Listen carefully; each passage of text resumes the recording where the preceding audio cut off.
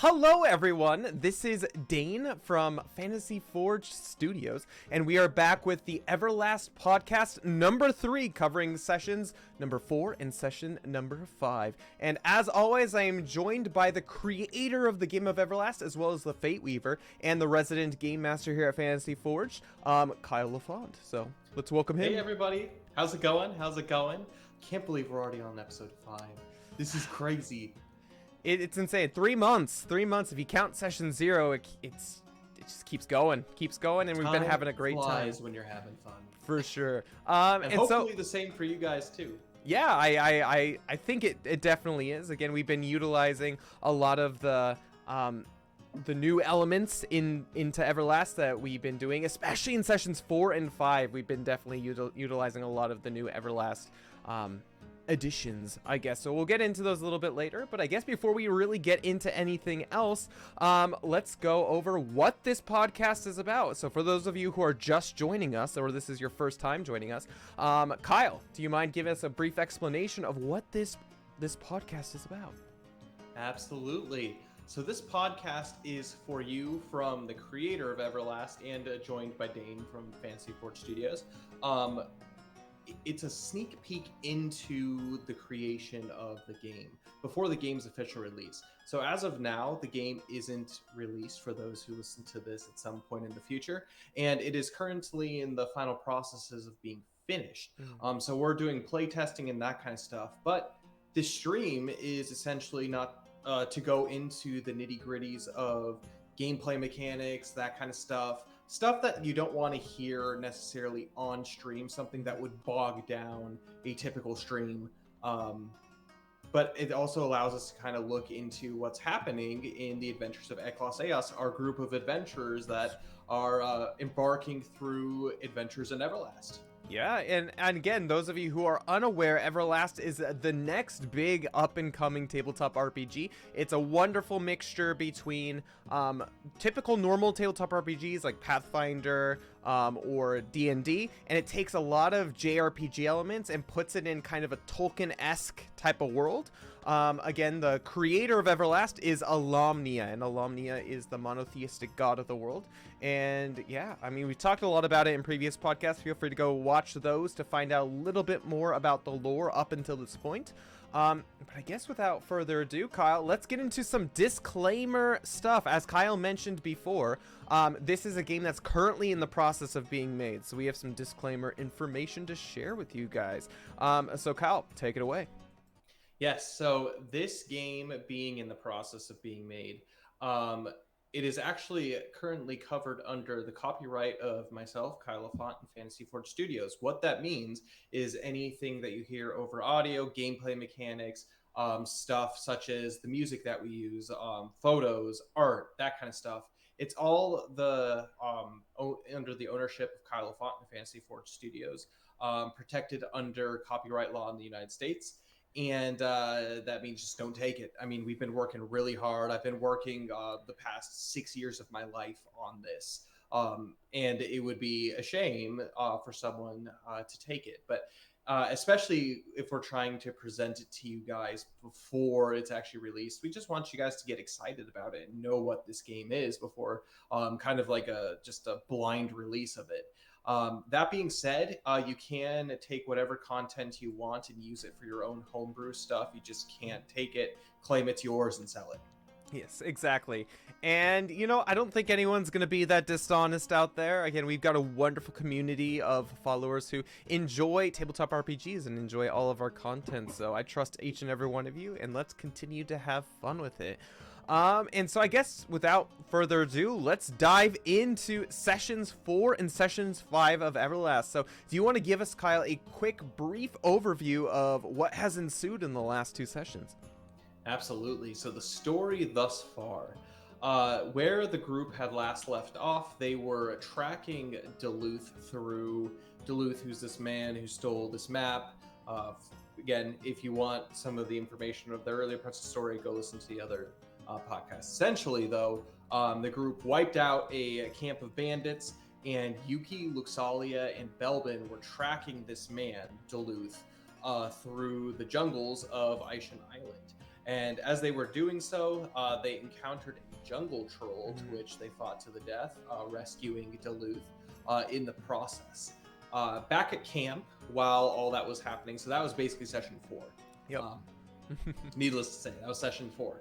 Session 5 brought the party starting off, killing the troll, all that kind of fun stuff, and additionally bringing in Zill and Thordane's side of the story back in the bandit camp.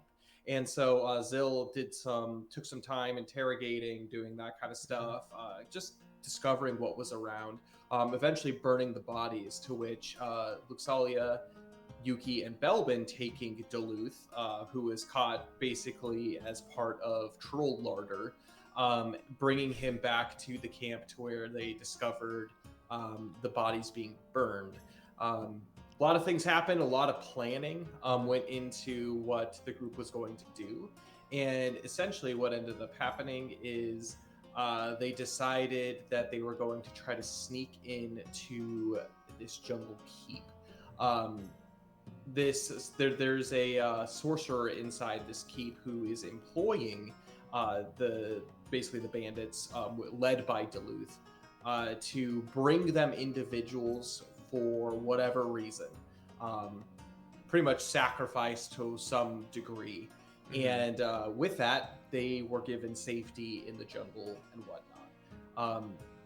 Fortunately, the group was able to convince Duluth and his three bandit friends, to go into Jungle Keep to try to infiltrate and try to take out the leader of this group, the sorcerer Amios. Yes, you mean Amos? Yeah, Amos. Yeah, absolutely. As Zill so eloquently puts it. Yep. Exactly. That's what you get for rolling awful on your insight checks. Exactly. Well, I think that's the great place to start off. So I guess we're gonna be starting off as we always do. We're gonna be going session by session. So the first part of this podcast is gonna be the events of session 4, and then we're gonna continue on to the events of session 5.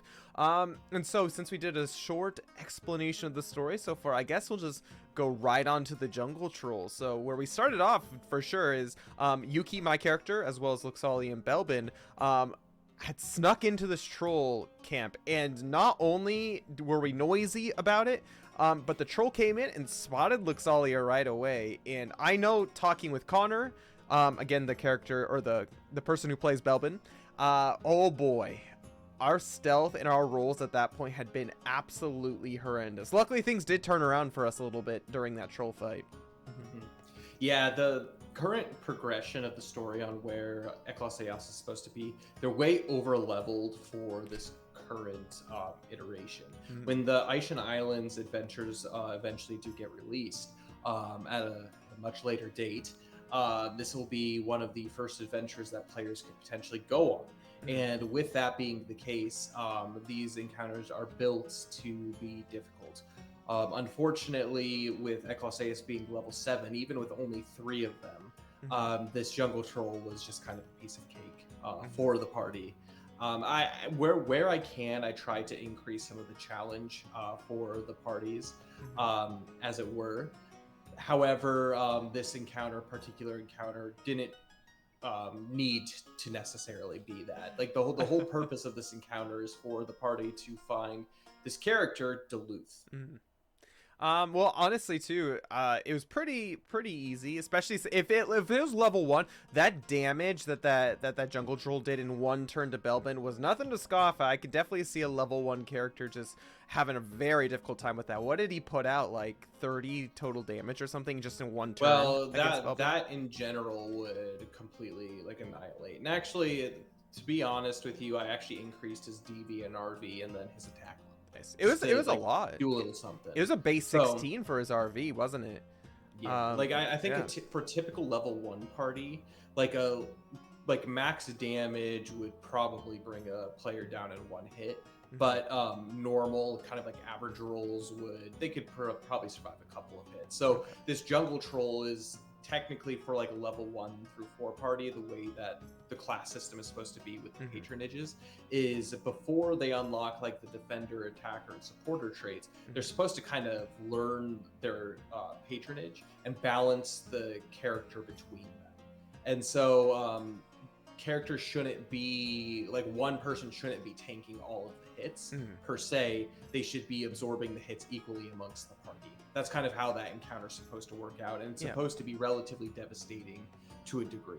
Yeah, so we don't, I mean, if we're level 1 characters, we're specializing, or we don't specialize quite yet, so you're just kind of a generic, no, I don't want to say D&D character, but you definitely are more of like, hey, this is your patronage, and that's about all you have. You can pretty much do whatever and else you have you a want. few traits and a few arts that that can help you, but you're relying at that point a lot more on your equipped gear, like weapons and armor and that kind of stuff, as opposed to like your combat arts, to which are more of your devastating attacks.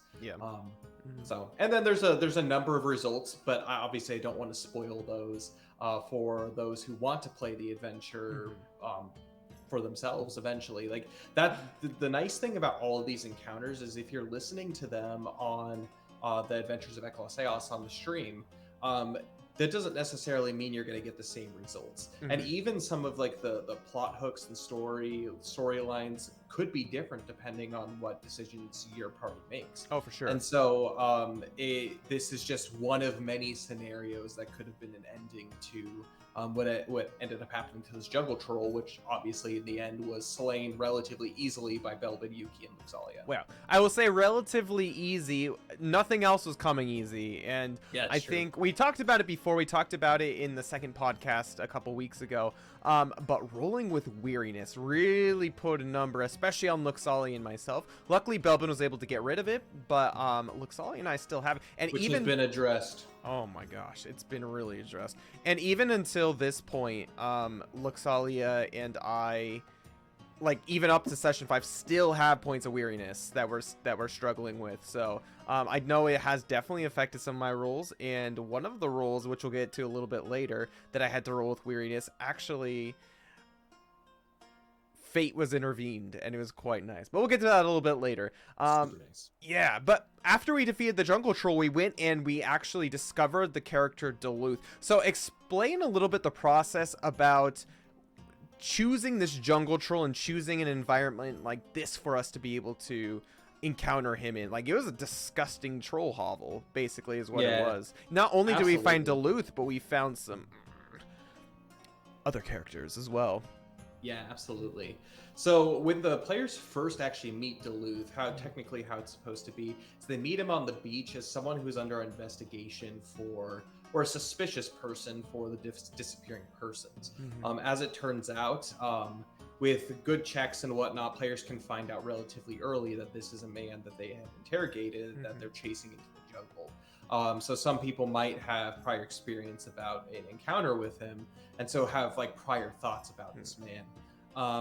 Chasing him further into the jungle, the jungle troll is something that is really interesting. It's a good way to kind of bring like this small, tiny dungeon, but at the same time allowing players to be able to stumble upon their very first treasure hoard, which they can get a number of useful items for example, the what's to come, the battle at the jungle keep, potential battle at the jungle keep.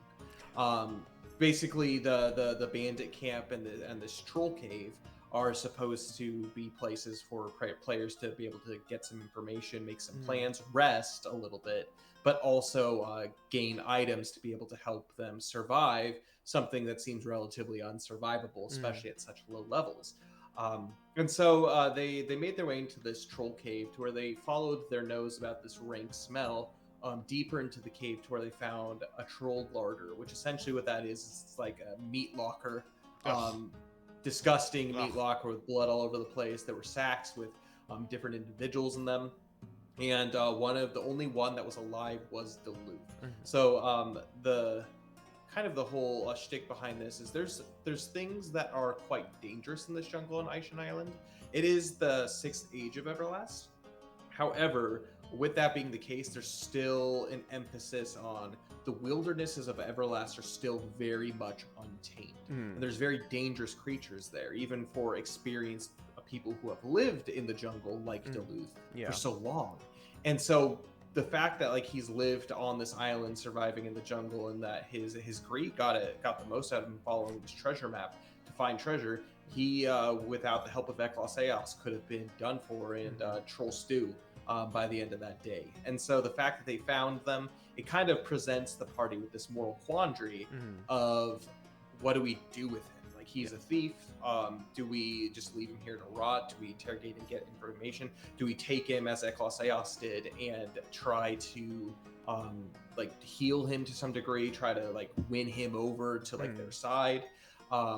Whatever the case, it's one of those things where it's also like people might not necessarily be what they seem as well, and so it's like your decisions that you make really make a difference on the things that happen to the party going forward. Yeah, I totally understand that, and it was kind of a moral quandary. I mean, I feel like not a lot actually happened in sessions 4 and 5 as far as like story progression goes, but we spent a lot of time struggling with that, the moral quandaries that were happening. I know when Luxalia, Belbin, and Yuki were interrogating Duluth and trying to get information out of him, though still trying to keep a little bit of a distance. I mean, we even put like the Gollum rope around his neck, for a little while. We didn't completely trust him right away. But Zill back at the camp was doing a number to try to like convince the robbers that were there, the bandits. Maddox, Salic, and Krovold. Yeah. They're the names. Guy. I have them in my notes, the dudes. But we'll get to them a little bit more in session 5, I guess. But I do want to comment that I was actually really, really impressed with Zill and his character and how he was able to do it. I feel like Zill as a character hasn't really been put in a situation where he's really had to make those decisions by himself. Because usually they have a charismatic character like Yuki who usually does the talking for the party, and even Luxalia to a certain point, and usually we do a lot of things together. But I feel like this was Zill's first experience like really doing this all by himself. Yeah, especially with John being gone for the next few months. Yeah, it's something where Thordane was there, but it was really Zill playing his character against a bunch of NPC characters that I was controlling, having conversations with. And so it actually was a lot of fun for me as a Fate Weaver to really have a conversation that no one else can butt in on. Everything was truly influenced by just Zill and his roles and everything that he does. As a Fate Weaver themselves, or I guess in any other tabletop RPG as a DM or game master, what is your thought process behind that? Like, how do you actually feel about situations like this, and how do you approach them? Well, it's very interesting because I feel like, especially beginning Fate Weavers and beginning DMs, it can be kind of difficult to juggle a bunch of NPCs against one character, because I think a lot of the times you get to the point where it's like you're talking to yourself, you're just having conversations with yourself, which can be good or bad, whatever the case, especially with new players who are kind of timid to do role playing. As you could tell, Max, he is like a goober, and he's really great to be able to actually have conversations. You can tell he puts a lot of thought into the things that he does, which makes it fun. So when you're running as a DM a single player adventure, this is what you run into a lot, and it's a blessing to have a player like Max who plays Zill so much, where he actually has lots of questions to ask. He's actually trying to investigate. He's trying to figure out what's going on and progress story. And kind of going off what you were saying earlier, Dane, I actually think these two sessions were very highly story-based, especially session 5. I agree. And the biggest reason is I feel like for sessions 1 through 3, and even for the sessions preceding that weren't streamed, I feel like the party had a little bit of time struggling to kind of figure out what their purpose was on this island, other than vacation and being as part of the town watch of Takai Town. It's where is this going to take them? And then they ran off to the jungle, chasing after this one guy who stole something from someone, and eventually got to the point where they really had to come up with this, not only moral dilemmas, but figure out, all right, we have important people with us. How are we going to use them to progress the story? And so during this, things were revealed, such as that there's this jungle keep, there's a sorcerer that's in the jungle doing things. they found out the solution to where the missing people are, and eventually in session 5 they even found out that like maybe potentially the origins of like where the dead-eyed people are from. Yeah. I have actually one question that we haven't really discussed too much, but I do think it's really important for the audience who's watching. So the sorcerer is a kind of a big deal as far as Everlast goes itself, because the heroes, the adventuring characters, don't actually use magic in Everlast. And I think a lot of people are very, very confused about this.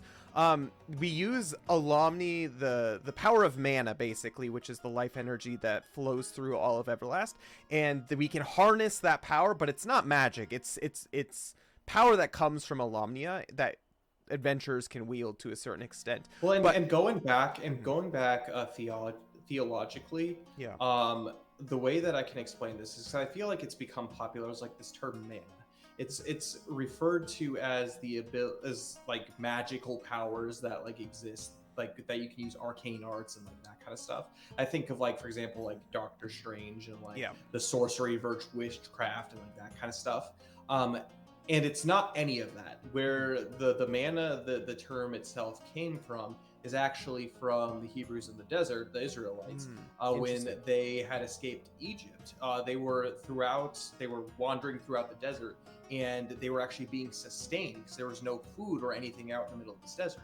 And they were sustained by this thing called manna, which were gifts from God. It was like a substance that didn't necessarily taste like anything, but it sustained them. It gave them not only physical nourishment, but spiritual nourishment to be able to continue on to try to find,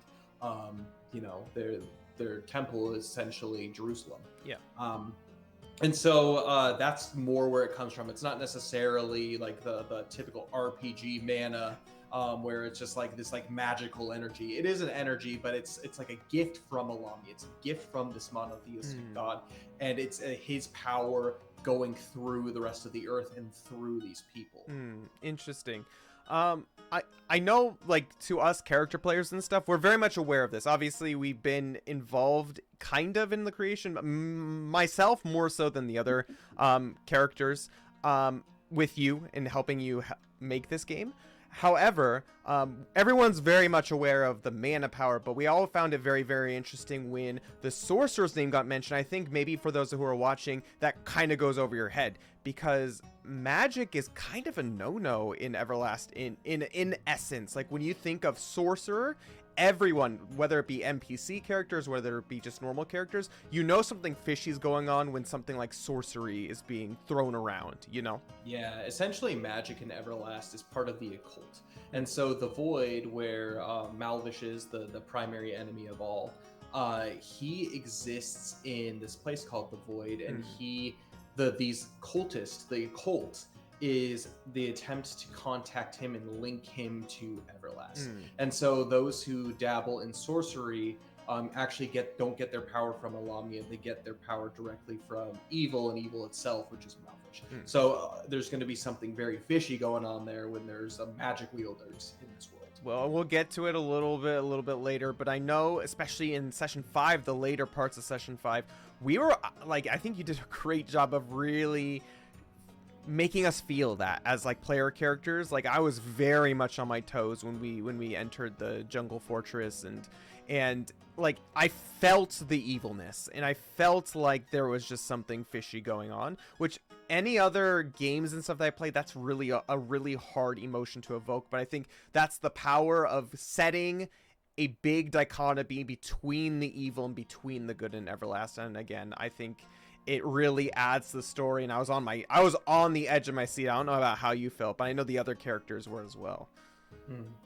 Well, it was really interesting too as a Fate Weaver, because I was playing a lot off of you, and I feel like any good DM, game master, Fate Weaver, whatever the case, tries to look at their players and not necessarily tries to trap them in certain things, but it's fun to be able to play off like how they're interacting, and it actually emboldens you to I think get deeper into the character and give a better, like, more intense, sense of like urgency, sense of maybe despair or danger just in general without. And like, so like being able to look at characters like Luxalia, I think, was a really good example of this in the last episode, where the group, they go into Jungle Keep, and this sorceress by the name of Sinzirak, was it Sinzirak? Yeah. She brought them to this kind of church-looking area, and surrounded by bandits, all these bandits with the dead eyes, and also all kinds of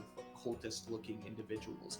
And she had almost like this like aura of evil to her, and this influence. And I've always been used to Luxalia, especially in the past, like the immediate presence of evil that she feels. She snaps into action and does this stuff. I was actually pretty surprised with how relatively restrained she was with, and like as a player playing Sinzirak, the ability to, you know, push Luxalia as a character to see where I can go to try to get her to crack. And Luxalia is at the point where like she was rolling with the punches, but like she was also like giving me this feeling of on edge. It's like she might snap at any moment and something could ensue. Yeah, I mean, I can't speak for Max, who's playing Zilla at the moment. Unfortunately for Session 5, it was only Cole, Max, and myself.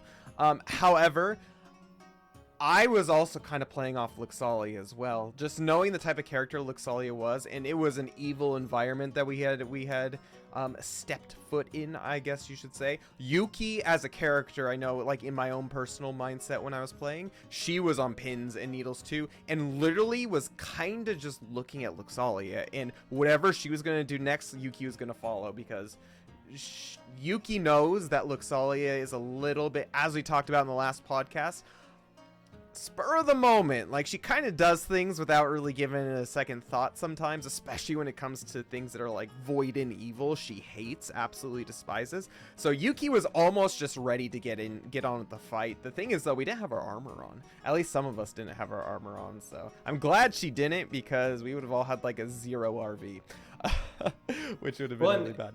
And also, though, the whole idea of like how things interact and whatnot through it. One of the things that we've been doing and we have been introducing throughout each of the episodes are these things called fates checks. Yes. And the fates checks themselves they're purposeful, as in, like, when players are confronted by certain situations, they roll fates checks and gain points of misery, which can bring them to points of vice, or if they get rid of points of misery, it brings them to virtue, which gives numerous benefits and banes, those types of things to the players.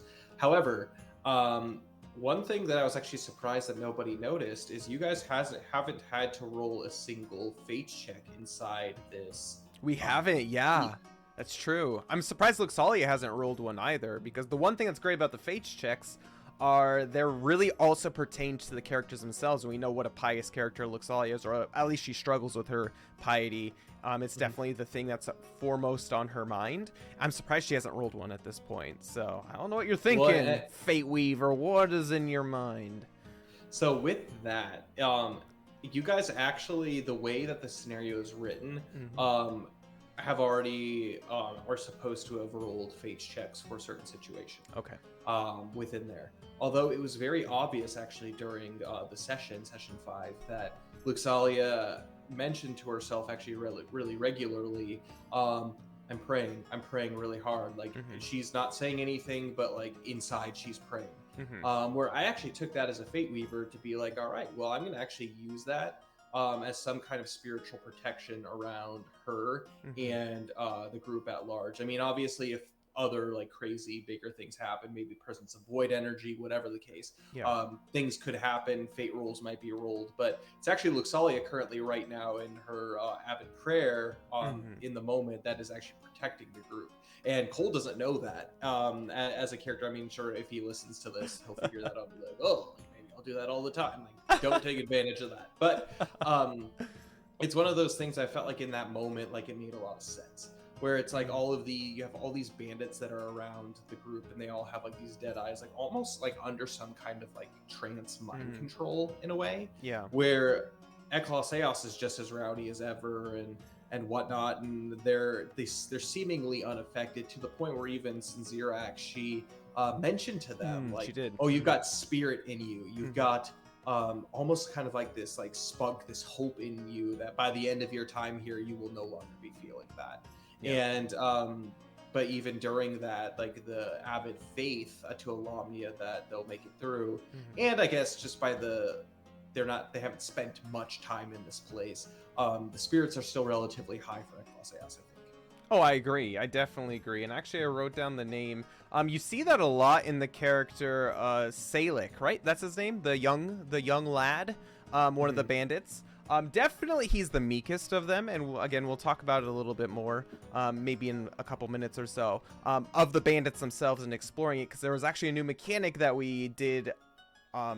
I guess talk about, or that we implemented into session 5 at the beginning of session 5. But Salik as himself, we get to know him. He's definitely a very coy character, and any mention of the keep, especially since he's like kind of a prison guard in a certain sense, when he's at the keep, that's what he does. How it changes him, and definitely how it changes him. So I definitely felt a big difference between him in the keep and him outside of the keep in the jungle, even though the jungle's And one dangerous. thing that's really interesting about him too is he might be the youngest and the most coy, but he's also the most innocent of, True. I think, the 3 bandits of Maddock, Salik, and Crowvault. Mhm. I feel like Crowvault, he's kind of just like this big gruff guy. I mean, The man, you mean? The man. He doesn't have a lot of intelligence, and you can tell like he's one of the guys that kind of just does what he's told, like without much thought. Yeah. Maddock, on the other hand, he tends to be, you can tell he's probably someone who's really smart.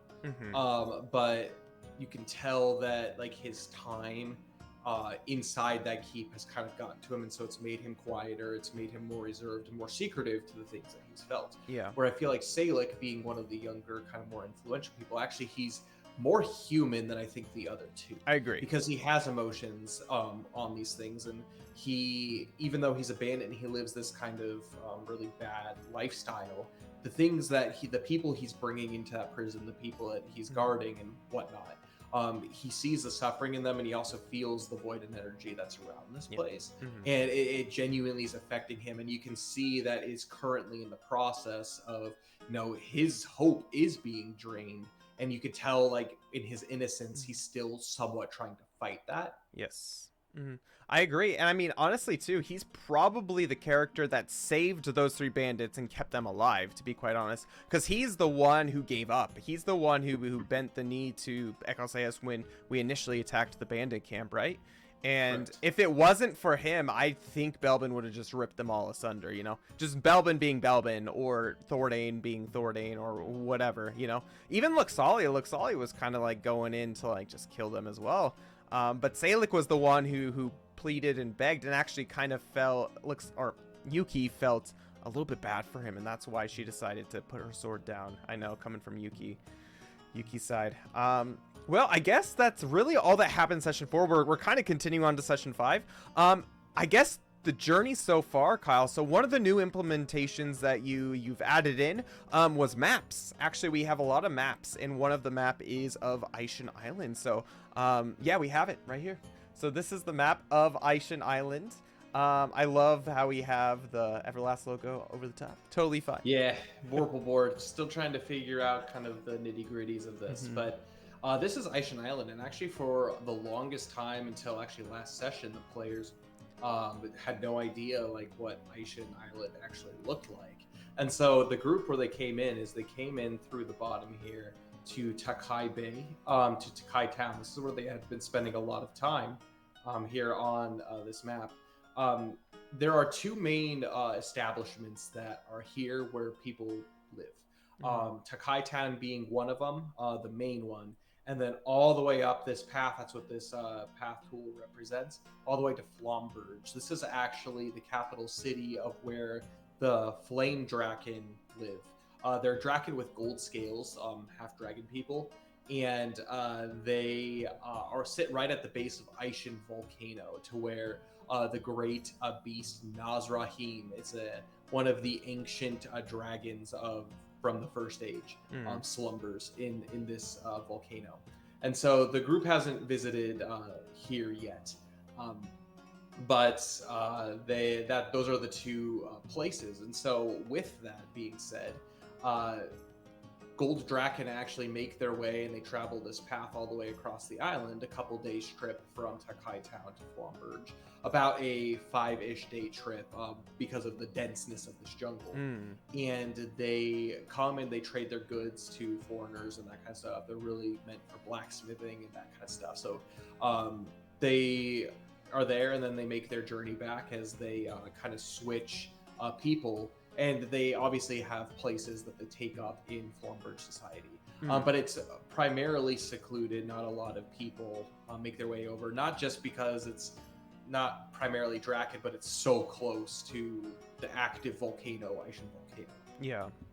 That makes lots of sense. And so, I mean, obviously we haven't gone anywhere to the north. I know before we started streaming, I think it was before we started streaming, there was a guild quest that took place where Luxali and Belbin, I think, made their way over here, right? Yeah, correct. They made their way up through these mountains and jumped down through the waterfall into the Krakora Lagoon. Krakora are like a kind of like a vicious, like undersea monster. And this area has been relatively overtaken by them. They fought them off and eventually made their way back to Takai Town via land. Yeah. So they've explored that area a little bit, but other than that, like they were pretty much in this area the entire time for a few sessions before going into the jungle and finding their way all the way to Duluth's camp. And then Luxalia, Yuki, and Belbin made their way over to the Troll Cave, to where they discovered not only Duluth, but a Draken male individual, and then also just a random female as well, and then another human man. So this path is somewhat traveled, and it makes sense with the Troll Cave being so much that he was able to pick off a Gold Draken on the way. And making his way back to Duluth, they found their way actually with relative ease to Jungle Keep, all the way down here on this end of the island. So this is currently where they're at. Yeah, but I think that's amazing. I know when I saw it actually on the stream itself on Saturday, I was just blown away. Like, we actually have a picture of it now, and so this is how far the game comes, guys. Like, little by little, we're going to be implementing new experiences, new maps, all that kind of stuff to be able to use. Also, we used a new mapping system. Of course, we used Dwarven Forge for the big scenarios, but it takes a while to set up. Kyle pretty much treats this as a full-time job, to be quite honest, guys. The amount of preparation he puts in for each session is mind-boggling. Like, especially the Jungle Fortress. If you guys go back and watch session 5 in particular, he completely created that. And it was like using the tokens and stuff to be able to move around without having to do a Dwarven Forge model for it. He completely created that himself with the tokens, so we can follow along and still have a visual representation, which is really cool. So congrats to you. Kudos to you, Kyle. Well, and a big thanks to Incarnate. So Incarnate is a fantasy map making tool that you're able to make your own maps. They actually, I think this week, just added like hell type stuff. Oh my god. And so like I don't know, like lava pits and kind of like demonic looking stuff to that. So that might be fun for some adventures and that kind of stuff later on. But what I find it's actually really great is not only for these maps, I really like the parchment style map because it kind of fits the general vibe. Again, this is pretty highly like influenced by Tolkien, and his Middle Earth is a parchment style map. So I really like that, but also for dungeons. So dungeons is it's its own phase in kind of the game. And again, Dwarven Forge, like it will sometimes take me 2 or 3 hours of just setup just for like small encounters, just trying to figure out how they look and how best they can be represented, not just for you guys to be able to see, but to make dynamic areas for them to be able to look at. And setting up an entire dungeon, especially because I live in this small apartment, my wife would not be so happy if I just left a giant dungeon sitting in the study room for weeks at a time, especially like between sessions, between months. It could be anywhere between 2 to 3 weeks, 3, even 4 weeks in some cases, before we even get back to it. And so the map is really nice because I can spend time looking at that. Good stuff for the source books when those eventually come out. But also It gives a visual for players to be able to see, where it's just as simple, I just take a token and move it around, as opposed to always having to go to the Dwarven Forge, which is great and looks amazing for combat encounters. But that would be really tough for a giant dungeon to be able to set up, lots and lots of Dwarven Forge for that. Yeah, for sure, and I definitely agree with that. But you mentioned too a little bit, and I guess this will be our transition into really just talking about the meat of session 5. You mentioned the dungeon phase, but a new element that you also added in was the diplomacy phase. So diplomacy is its own thing as well, and we actually did experience that a little bit in the first part of session 5. So diplomacy is a new kind of, typically in like D&D, Pathfinder, that kind of stuff, you make charisma checks against people, try to convince them of things, do that kind of stuff.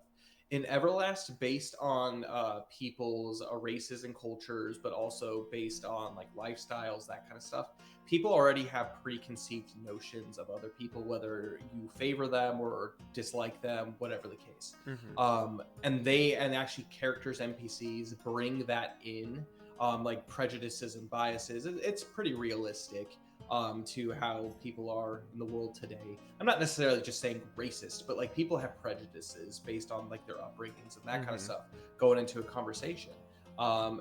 For example, with Duluth, so they made this with Duluth, these bandits. So these guys who look at Eklos Eos as like these guards of the city that are do-gooders against these people who are, maybe down on their luck, brigands. They don't spend a lot of time doing good for other people, essentially, and making checks against them. So essentially what ends up happening is everybody gets a chance to be able to appeal to each individual. So they were making appeals to not just Duluth, but Maddox, Salic, and Crowvault as well. And so with each of those, as they went through and made appeals to all of them, depending on what each individual deemed as like something good, something bad, things that they are inspired by, things that like they maybe like shirk their nose at, turn up their nose at, they get bonuses to certain bonuses, and also potential negative modifiers to a final check that they eventually make at the very end, which rolled by Yuki. Yuki does a pretty good job. And on a success, like a great success, like they completely are in line with the group. They're like, okay, what can we do to help? That kind of stuff. It was a pretty big success, if I remember correctly. Like, it was a pretty big success. There was actually a couple negative modifiers, specifically with Crowvault. You got the lowest possible modifier on him. Oh no! What did I do wrong? You don't have to worry too much about that, but you got actually the lowest. But I'm gonna worry now. That's the thing. Yeah. On Crowvault, you got the lowest, and then but the appeal to Salic was really good. Duluth was good, and then Maddox was fine. Yeah. But the final roll and the final result ended up being a really good success. Okay. And then you could also get like kind of like a mid-tier success, where maybe like they'd be willing to help, but maybe with some hesitancy, or maybe it's like they ask for a lot in return for that kind of stuff. Maybe they are like less likely to follow through on plans going forward. Obviously there's like a slight failure, so not a complete failure where they're like maybe really resistant, like you can't really trust them, like they're still like super sketchy and suspicious. Maybe they like try to slip away and try to like give the party like away to somebody, like their plans. Or you could get complete failure where they just refuse to help, and maybe potentially combat breaks out, or maybe like they're able to warn like the sorcerer of the presence. Like again, like these diplomacy, I feel like the way that they're supposed to work is they're supposed to kind of be real conversations that involve role play. It's not just based on roles. And as a Fate Weaver, like it's actually recommended that you can like give them higher modifiers, lower modifiers, just in general, if they like role play really well. But each and every character has like these certain values and like certain things that they dislike, and as they go through each of them, as they try to figure out plans and do that kind of stuff, like they could even turn Duluth and his band as complete allies, or they can turn them as completely against, like, still like very avid enemies of the players. That won't necessarily happen. I mean, the bandits are one thing, like a bandit gang, but like let's just say that the party comes across like a small city like councilman.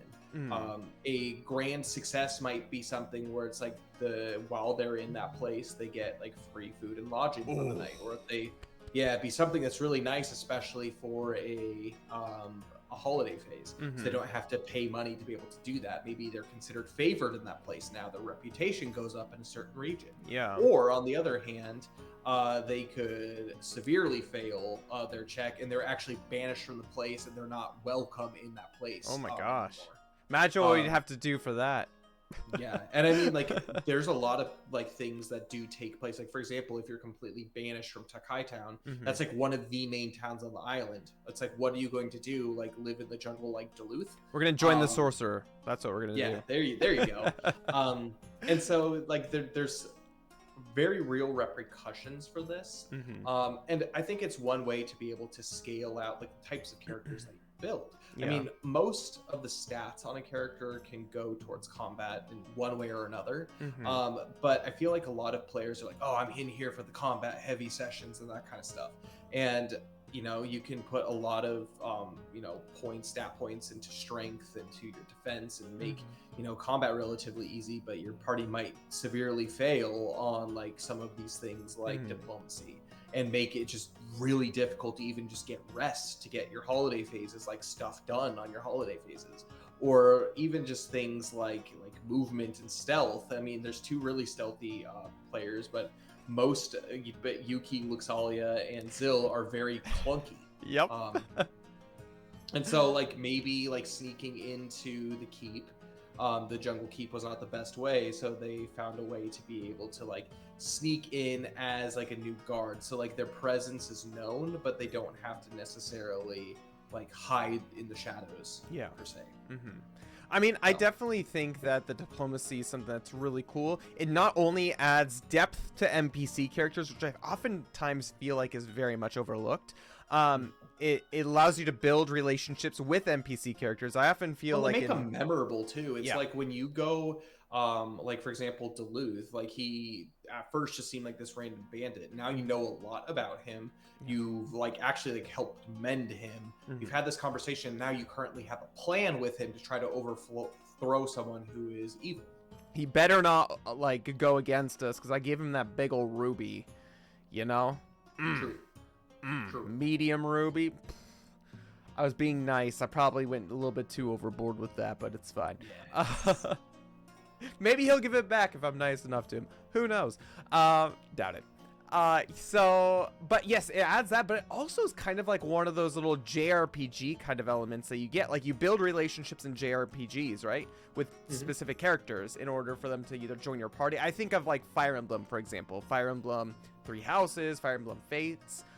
Where you have to go and actually appeal to characters, and characters want different things, obviously, and you can only build a character bond with them by doing specific things. So I think that's one of those awesome additions that you I feel like, I don't know if you specifically did this, but I feel like it definitely does pull from like a JRPG genre, which normal tabletop RPGs may not have, you know? But I feel like players get it in mind, where it's like they have this mindset of like, this is good, so everybody thinks that this is good.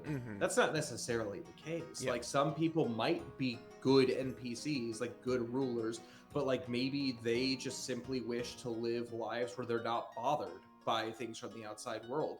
Like, and so that's like what's considered good to them, not necessarily we will lend you our aid to help fight this evil. It's like, I haven't seen this evil, and like things just seem pretty good.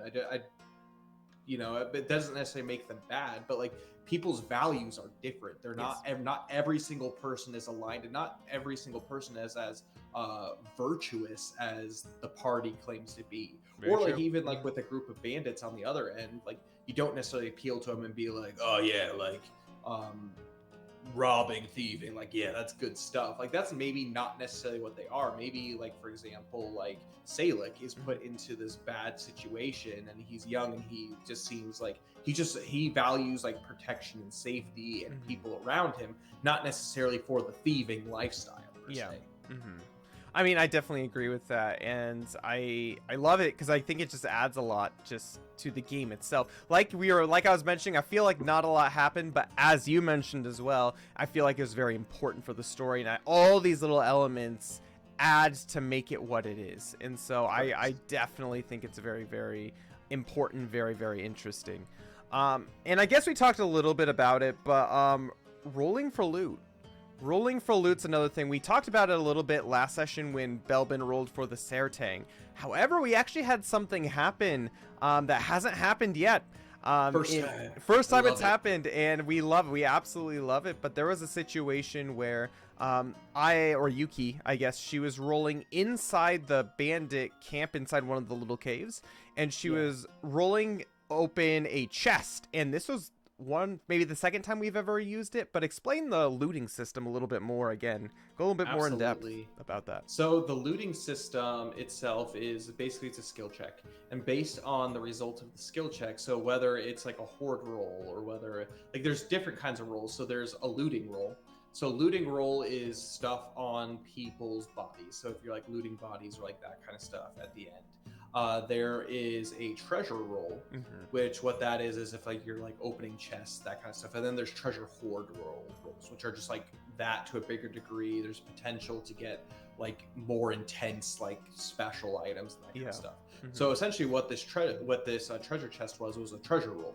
So not necessarily a loot roll, but based on the result that they get from their check, they get a certain amount of attempts at a loot roll, which in Everlast, what that looks like is you have different tables, and you roll from that, and then you get certain things.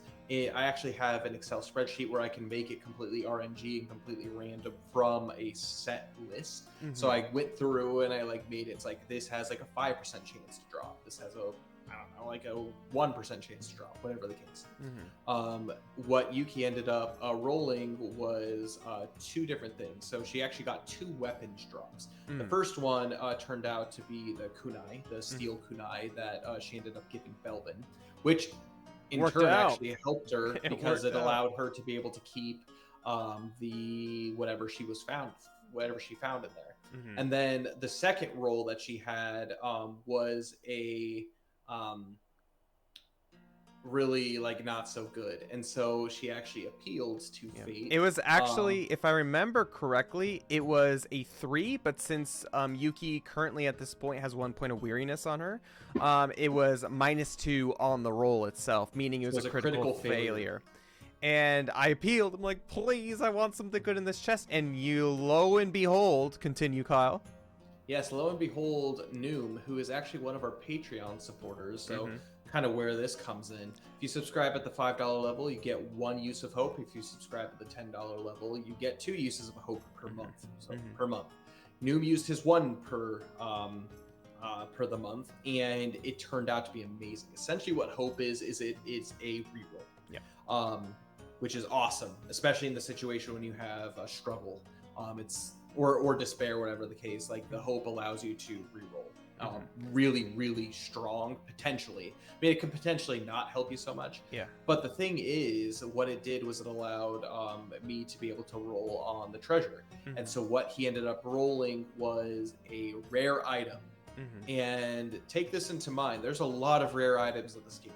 Like a lot of rare items. I mean, rolling any kind of rare item is really great. But then, so I went ahead and I randomly number generated that sucker, and it turned out to be a rare Damascus Cuirass. Which just so happens to be the armor that Yuki wears. And I am so happy about it. So literally, the fate was on our side. Thank you, Noom, for that. I named it after Noom. So Noom is going to be forever live on. It's gonna be called the Numerable Whom, is what it's gonna be called. It's Nice. the Yukis. Yeah, it's Yukis. But no, basically it was a Damascus Gyros, which is a +2 armor, +3 armor, Correct. +2 armor. +2 armor. +2 armor, which is really rare to get, as opposed to just D&D. Like, rare items are incredibly hard to get in this game, and Correct. they're expensive to make, that kind of stuff. Also, Yuki had taken quite a beating, and with the durability system, her just normal Kyros was actually not looking too hot. So it's good that I have a backup, which is nice. I can use that as the backup, and I can use the Damascus one as my main armor set. And I'm so happy. So thank you, Noom, for utilizing that at a very appropriate moment. It could have also gone bad. Fun for me. It was really fun for me to roll, be like, like a rare item. Okay, Yeah. what is this going to be? And then it turned out to be the Kyros, and I just, like, in my heart, I was so happy. I was like, oh, this is great. This is really fate interceding for Yuki to be able to get, like, something that's actually useful to her. And then there would be another Fate Weaver one day who rolls that, and it just rolls their eyes and like, wow, just freaking making this party over OP. Well, there's still potentially for you to break that piece of armor. It's so, true. like, it's not OP. I mean, it's good, but, like, it could go away. Also, make it go it's away. lucky because, again, rare items, you have to have a certain experience level to be able to wield. And luckily Well, that's enough, exactly it. I have it. I have the experience to be able to do it. But there's a lot of weapons. For example, Dane, he has a Saratang that's a legendary weapon. And Gladys. yeah, he can't even wield it because he doesn't have legendary proficiency with a Saratang. So, poor Dane, he has a really good weapon, but he can't really utilize it to its max ability, right? So Correct. but I just thought that was really, really cool. And again, it's one of the ways that the viewers themselves can interact in the stream. And that's just one wonderful example of, I'm sure, many to come of you guys interceding and being and helping us out in the adventure. And as I was mentioning it before, it could also just be another failed roll, which is totally fine as well. That's just fate telling you, you're not destined to have this, I guess. Absolutely. So I guess we only have time for maybe just a little bit more. So we talked a little bit about the sorcerer themselves, and you mentioned actually that it was a servant of someone. I don't remember who it was. Who Servant was it? of Lulathi. Lulathi. Okay, and who is that? Unless you I'm don't not want to gonna give anything away. Yeah, I'm not going to go into too much detail. I think Eklos AS as a party knows a little We bit know, more we again know, from yeah. information that I gave previously.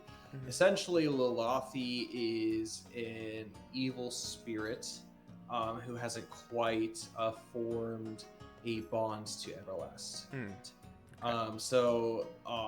Lulathi's bad news, and as kind of it was explained a little bit in the stream where the master of Sinzirak was Amios, this sorcerer, but his master is Lulathi. Gotcha. And so there you have this evil sorcerer, someone who seems kind of like this big bad creep, this big bad. There's an even bigger bad. Yeah. And so the fact that like this like not so good guy is here doing really sketchy stuff, and his presence to bring Lulathi, whatever this creature is, into fruition, into reality, it's not so good. So there's this sense of urgency and the sense of impending doom that the sorcerer brings. Well, I mean, it definitely feels like it, as I mentioned before, and I guess this is where we'll leave it off. We'll talk a little bit about it, but we'll leave off this podcast here, is the feeling of doom and the feeling of just uneasiness when we entered this jungle fortress, and especially when we went into the cellar. So actually, after we had that small little introduction meeting with that creepy robed lady, we were taken down into the cellars as kind of a tour. Again, we're new recruits, so we got to see everything. And oh boy, was it something. Do you want to expand on it a little bit? The pit of despair. I'm gonna tell you, we gotta kick someone in there. We gotta freaking Spartan kick someone into it. Yes, Spartan kick someone into the pit of despair. I mean, it's supposed to be the pit of despair, right? But oh boy, it's just a hole that someone needs to be kicked into. Hopefully not one of us. But yes. Yeah. This dungeon per se, if you go back and listen, it's actually a relatively empty dungeon. There are people inside of it. there is actually one person inside of it specifically, and it is a flame draken by the name of Krothos. And this is someone that Belbin and Thordane both met, which it was unfortunate that neither Connor nor John were there. Because that would have been kind of an interesting reaction for them to be able to see. But it does turn out, based on rules and that kind of stuff, that Zill did know him. So did Yuki. Yuki had seen him out and about. Exactly. Doesn't really know who he is, but she recognizes him. And he's this man that actually, like, a couple days prior was. He was a dragon man. He was a dragon man. Yeah, no, just a couple of days prior, he was literally just sitting at a bar talking about his journey back to Flomberge. Yeah. And, apparently one thing led to another, and he fell victim to being kidnapped and sent to the Jungle Keep. Yeah, I mean, it's definitely a huge cliffhanger. I know we're all really looking forward to get back into it. It kind of like when we finish the stream, guys, like the feeling in the room, I guess we're all in different rooms at this point, but like the feeling amongst all of us when we were talking a little bit after the stream was not depressing or anything, but we all were kind of like on pins and needles, and I feel like we all felt that for a little while. I know, like, I even felt it in going into like my sleep and stuff, and that tells you how real this game is. And what a great job Kyle does in being able to make this world feel so real to each and every one of us. And because God forbid anyone does have to end up in a situation where they're in a sorcerer's lair and a cultist. It's kind of like the feeling of like going into like a house, like a haunted house, where it's like someone's done like Ouija boards and stuff. Which don't do it, people. Like, it's not worth it. Don't summon demons. Even if you're trying to contact spirits, you're probably summoning demons. Don't do it. But you walk into these houses, and there's just like this like creepy aura, and it's just like it sticks with you, like the evilness. And hopefully you don't experience that in your regular life. Like, that sounds awful, but it's like how it brings up these, again, moral quandaries of how do you interact with this? Like, what do you do in order to dispel that darkness in your heart, in your life? And it's just like, how would I deal with this in real life if I encountered something like this? Or how could I live my life today to, better not only my life, but someone else's life, so they don't have to feel this darkness inside? Yeah. I mean, I totally agree with that. And I think that's a great way for us to end. I'm really excited for us actually to get into Session 6, which again, Session 6 will be July 11th, I believe. That is a Saturday. So that will be Session 6, and then the following weekend will be Session 7, and then obviously we'll have the podcast later on in the month of July for Session 4. However, I think... July 9th. July 9th. Put it on your calendar. July 9th, July sorry. 9th. Not 11th, July 9th will be the next session.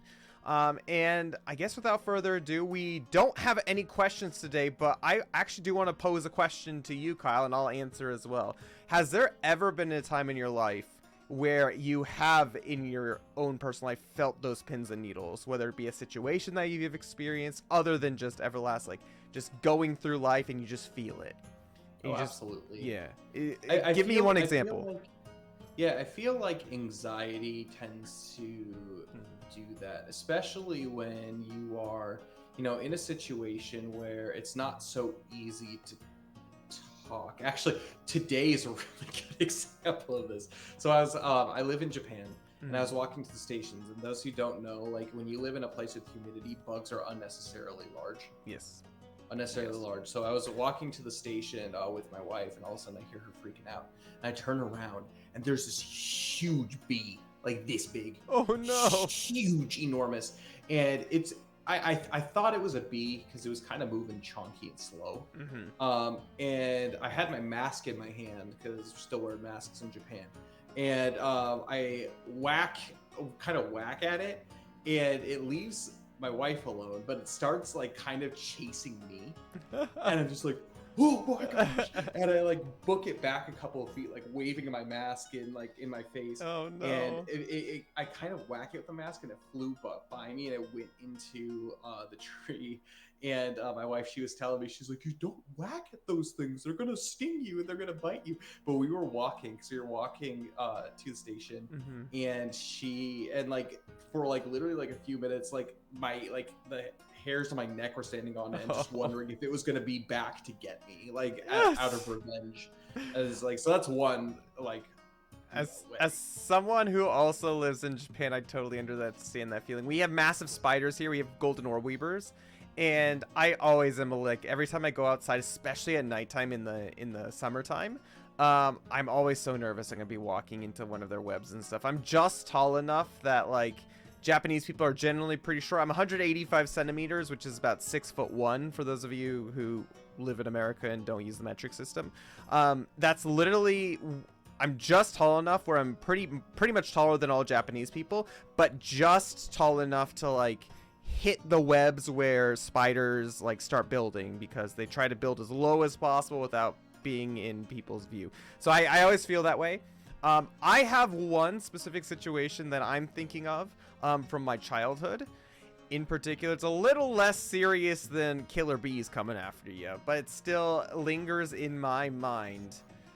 Oh boy, how much. And I'm sure we'll get to talking about this in some other podcast in some time in the future. But we actually stayed for Halloween at a hotel called the Stanley Hotel in Estes Park, Colorado. Those of you who don't know, that's the hotel that The Shining was based off of. The Stephen King book and movie was based off of. And I think the miniseries was actually filmed there and stuff. But it's a haunted hotel. Like, it actually is a haunted hotel. And people go, and there's like lots of ghost stories and stuff. But we stayed there. I believe it was the weekend right before Halloween. It wasn't actually on Halloween. Was it on Halloween, Kyle? I actually don't remember. It might have been. It might have been Halloween Eve.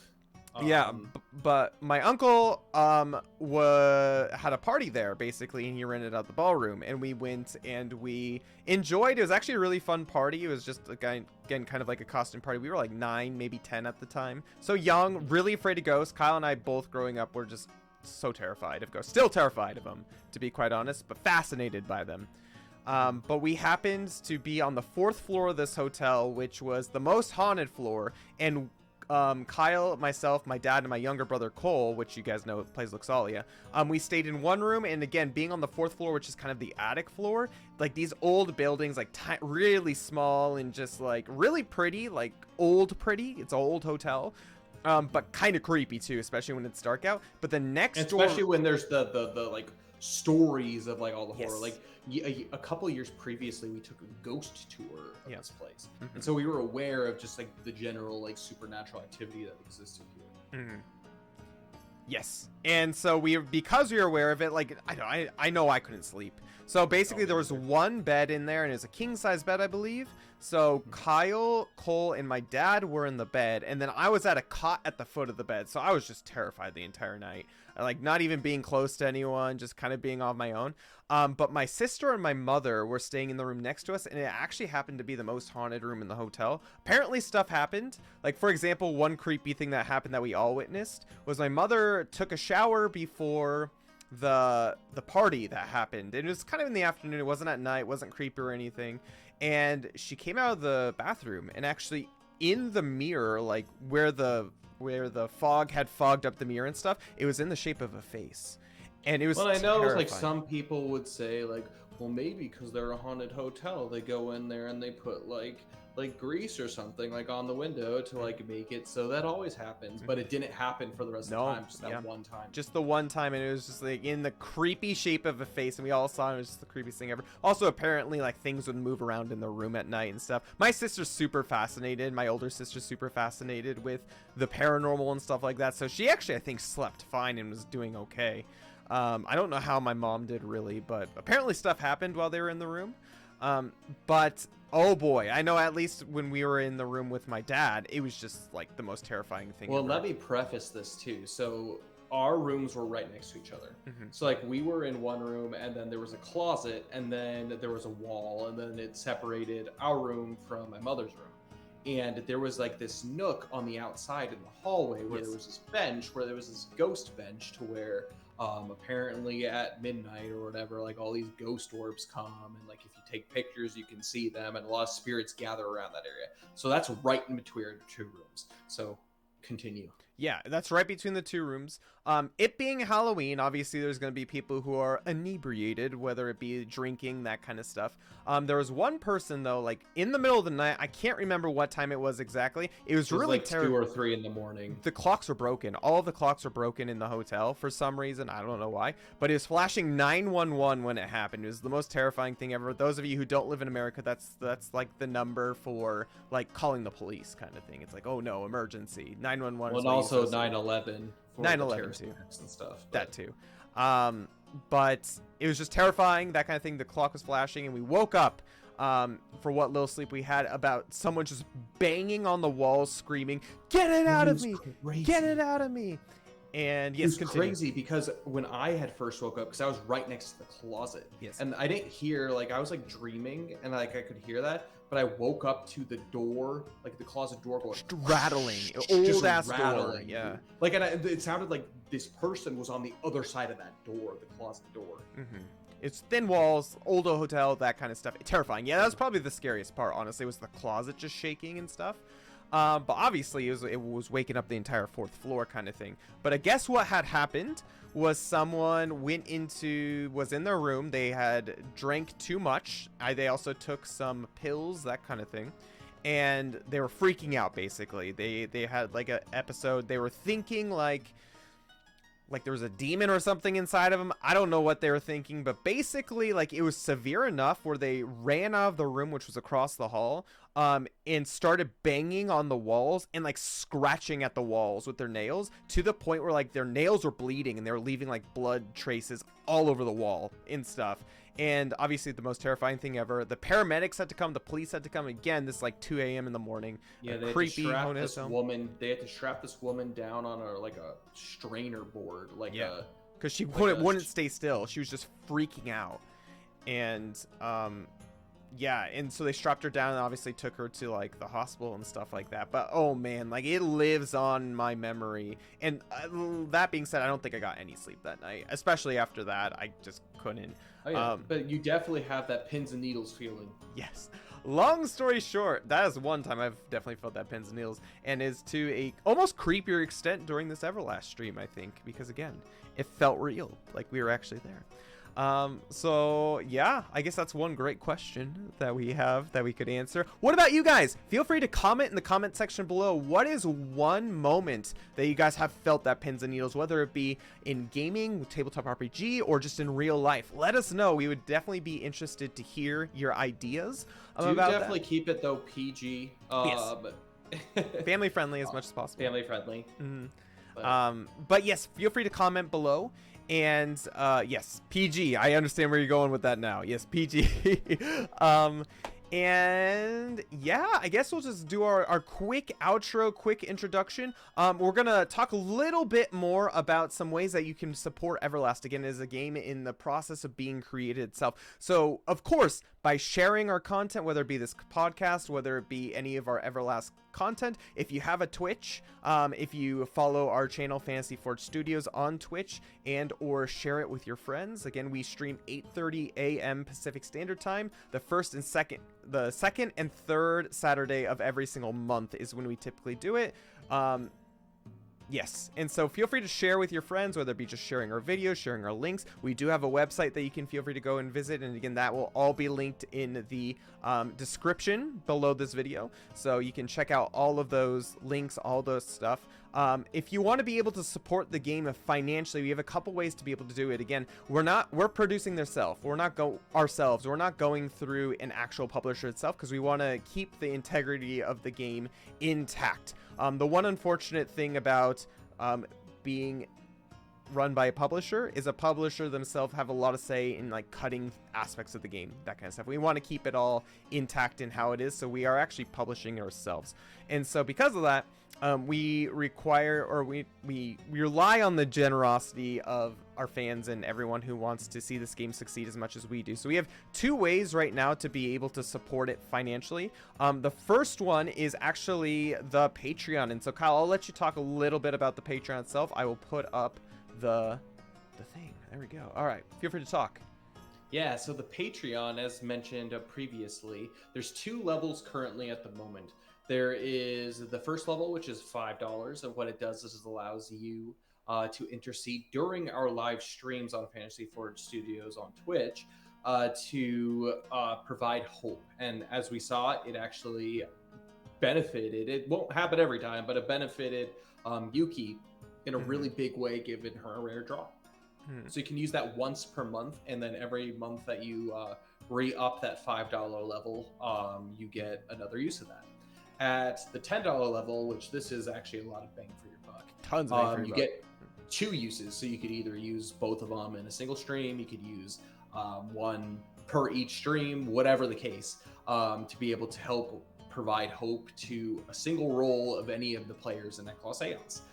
That being said, you also get an additional bonus of the ability to listen to the podcast of, well, more like the recording of our game sessions prior to the recorded sessions of them, or the live sessions of them on Twitch.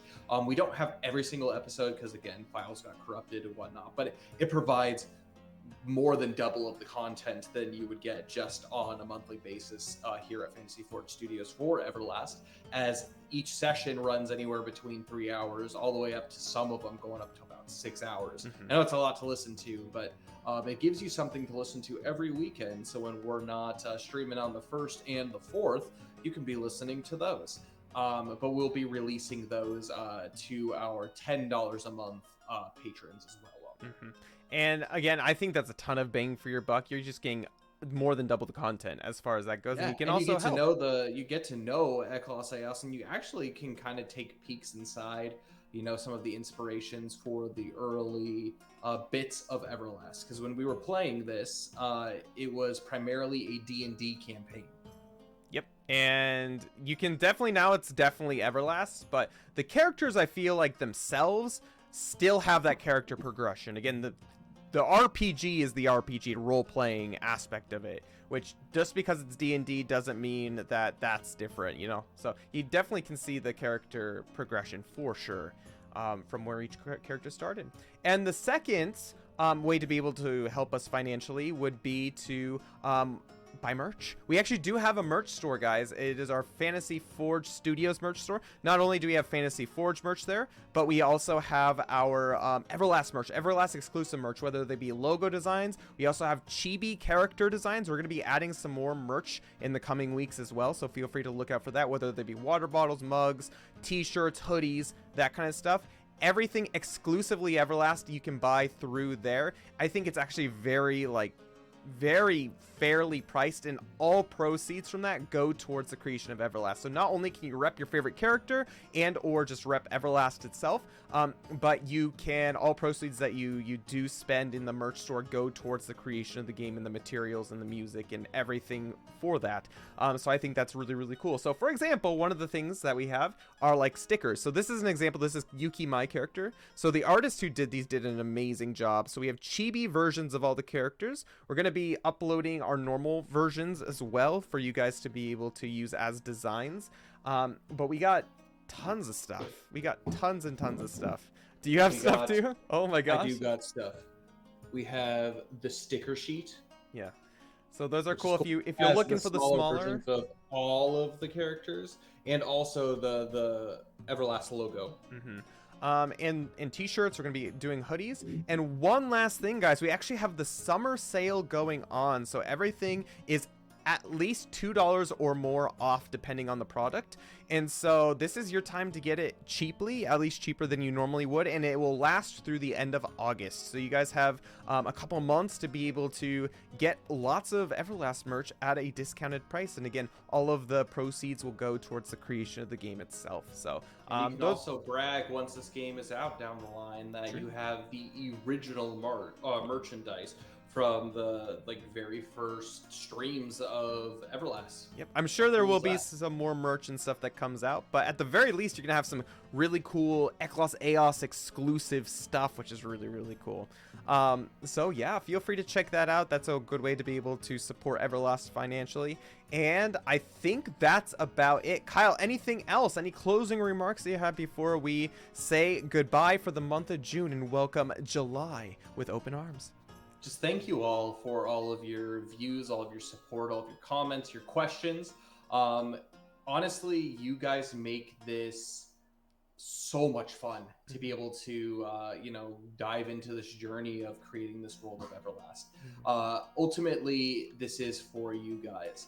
And, for the whole purpose of, hopefully bringing a little bit of light into your lives, a little bit of some fun escapism, but ultimately helping you to know that there is truly a hero inside of you that when geared in the right direction can experience true freedom and true joy fighting for what is good and what is just through our God.